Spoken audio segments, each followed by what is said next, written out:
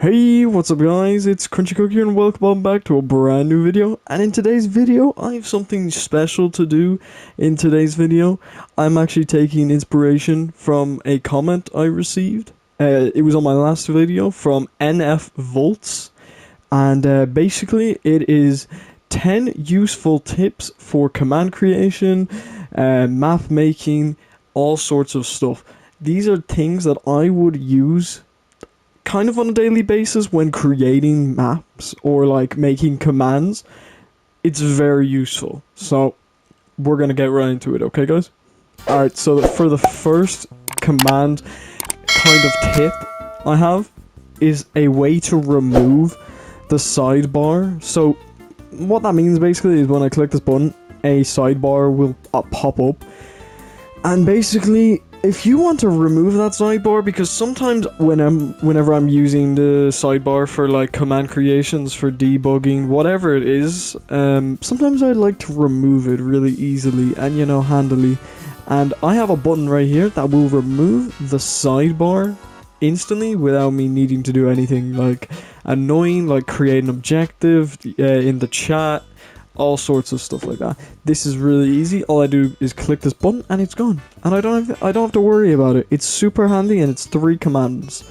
So I guess we'll just get right into the first command. So the first one is basically a scoreboard objective, add temp dummy. Now you can name this whatever you want. I named it temp for temporary because it's temporary. You're gonna remove it. No, it doesn't need to exist.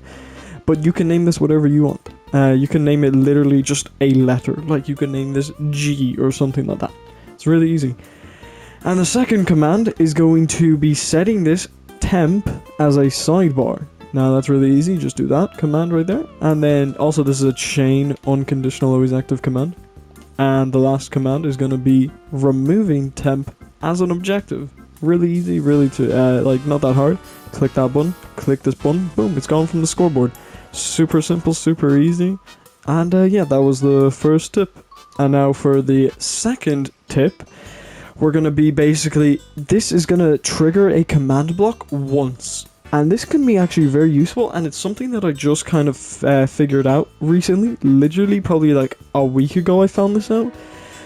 And basically what this will do, right now it's a bit annoying because it triggers twice, which shouldn't really happen, but for you guys, whenever you're doing this, it shouldn't do that. So it's basically, when I click this button, I have to wait maybe like 4 seconds, 4.5 seconds, and it will say hi in the chat. It says it twice. I don't know why. It shouldn't be saying it twice. I might have to figure out how to fix that, but it's very simple for you guys to do this. Now what you're going to want to do is get a structure block. If you don't know how to do that, you just do /give as structure underscore block, and boom, you get yourself a scoreboard structure block. Now inside this structure block, you can set it up just like this. Sizes is all 111, offset is 1, and boom, that's really easy to do. And next thing you're gonna want to do is name your structure whatever you want to name it. Literally whatever it is you want to name it. I named my structure 2 for no reason. I just named it 2. And now what you're gonna want to do is basically put your command as impulse, and before you put your command as always active, you're gonna want to set the delay tick, delay in ticks to 100, and then put in whatever command you want to do. Now you don't have to have your any delay on this. You can have it as instant, but I have it on 100 ticks. Preferably you are gonna want to put it on like 10 ticks, because it's not going to be perfectly 100 ticks when you save the structure, because it's not going to be like you're saving this structure instantly. The only way you're going to be able to save this structure instantly is if you have another person sitting here, and they sit here and then they press the save button as you turn it as always active.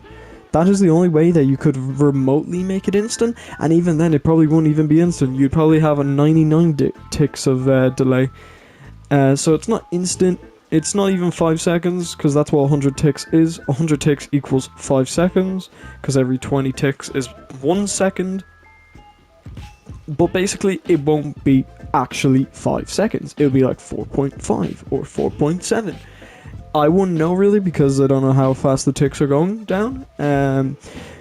But basically, when you turn it as always active, you want to quickly go into the structure and save it. That is what you're going to want to do. And then once you have done that, you want to go into this and you're going to want to do structure load, and then whatever your structure name is, I named it to whatever coordinates is, which is this command block where the command block is. And if I press this button, I wait like 4 seconds and it will say hi, and it will say hi again for no reason. It never did this before when I did it, so I don't know why it does this now. But yeah, that's my second tip. Coming on to the third tip, this is a very nice one. I don't know if a lot of people actually know about this, but most items, I don't know, there's like certain items that don't work on this, but for most items, you can have a custom item data, which could be very useful. Now, in this circumstance, I'm using the book. Now, if I hold a normal book in my hand that I just got out of the creative inventory, and then I went over and flicked this lever, and I held out the book, nothing's happening. I don't hear anything, because what's happening is it is executing for everybody who has the item book, but the book has a data of 200, and you're holding the book in your hand. And if you aren't, it is going to test that, and then it's going to play the sound note.bit at S. Now, because I don't actually have the correct book in my hand, it is not going to play the sound. If I delete this book and then click on this, I will be granted a book that has a data of 200. Now you can set this as whatever you want. I don't know if there's a max. There is probably a max, because there's always a max number count. I just don't know what it is. You could probably set it as 1000. But all I know is you have a lot of variants of books. It's very nice. Now if I hold this book in my hand, it's going to make that sound. Now I'm not going to constantly do that because it's very loud and annoying, but yeah, it's a very quick, easy tip for you guys. Custom item data. The fourth one is a paid tip. You don't need to do this. This isn't like necessary, but this add-on, world builder add-on, there's actually a world edit add-on which is exactly like this, and it's actually made by the exact same person who made the world builder add-on. The only downside is the world edit add-on doesn't nearly look as great as this one. This one is more refined, and the world builder add-on is very like high quality. I would say that. And also, one of the greatest things, the navigator wand. Wherever I look, I can TP myself. Literally the best thing in the world. But yeah, guys, it's just you know, if you want to get this add-on, it's amazing. Literally the best thing ever. You can undo whatever you mistakenly did. It's amazing. And yeah, if you want it, just go get it in the marketplace if you're on console, because that's the only way you're going to be able to get a world edit add-on if you're on console edition. Go in the marketplace and get world builder add-on. This is not sponsored by them, I'm just saying it's an amazing add-on and I support it fully. And now at number 5, we have looking at blocks for coordinates. Now, I don't know if a lot of people know this, because I found this out like really early into making like maps and servers and like command creations. But if you want to figure out coordinates for certain blocks, you just have to look at it. If you look at a block and then go into your like your things, your chat box, and I do /set block, wherever I'm looking, it tells me the coordinates. Boom, 560, 280, and if I 280, not 290, 280. What am I doing? Yeah, and if I do dirt, it places dirt right there. You do not need to stand in the on the block and write down the coordinates on like a little notepad just so you know where they are. You just look at the block and that's the coordinates. Simple as, and it's like one of the greatest tips ever. I use this every time I'm doing any form of command block creation, and it's amazing. I actually did this in a previous tips video. One of the best tips you could ever hear about looking at blocks. Tells you the coordinates. And yeah, guys, that's number 5.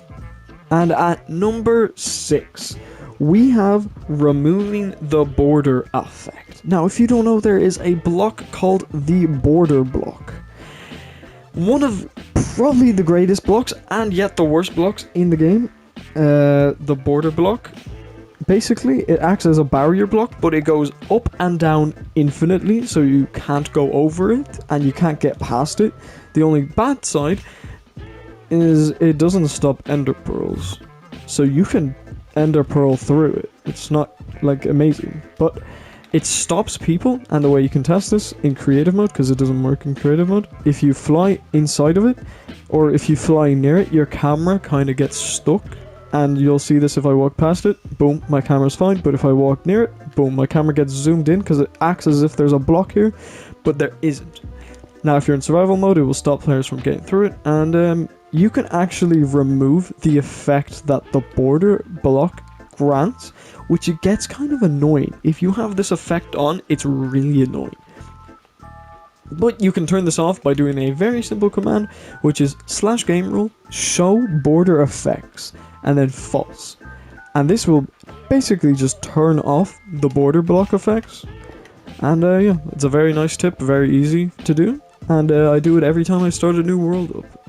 And at number 7, we have, this is a rule that I actually just like found out when I was doing these top 10 tips.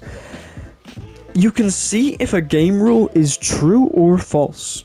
Now, in this command, I have the same thing, which is /gamerule show border effect. Now, if I activate this command in this command block and I have the previous output enabled, and I click on this, it'll show me that show border effect equals false. Now, if I turned this as true over here, and I turned it on, so if I do true, click this, you can see the border effect happens, and I click this button, it'll tell me that the show border effect is true. Now, you can use this in various ways to figure out which game rules are activated and which ones are not. But yeah, very useful thing to know. Now, at the number 8 spot, we have using structure voids. Now, structure voids are a very unique block because they don't act as a border block or a barrier block, but they act in a way where it basically blocks you from clicking or interacting with anything beyond where you're looking. As in this example, I have structure voids placed right here, and basically what they're doing is preventing me from opening this chest. So if I click, you can hear that, and I couldn't open the chest. I walk past the structure voids, I can open the chest. Now, this is a very niche thing, but if you need to use it in any form, this is a great thing you can do. I used it in my in the CoolKidKit server where I needed players to not be able to click on the crate key system. So yeah, I used that and it was very useful. And yeah, that's the number 8 tip. And at number 9, you can use animals for multiplayer testing. Now, in various ways, I've actually used this a little bit, not as much as I do nowadays, because I actually have 2 accounts, so I can test multiplayer testing. But when I didn't have 2 players, I had to use like entities, like armor stands that I have right here.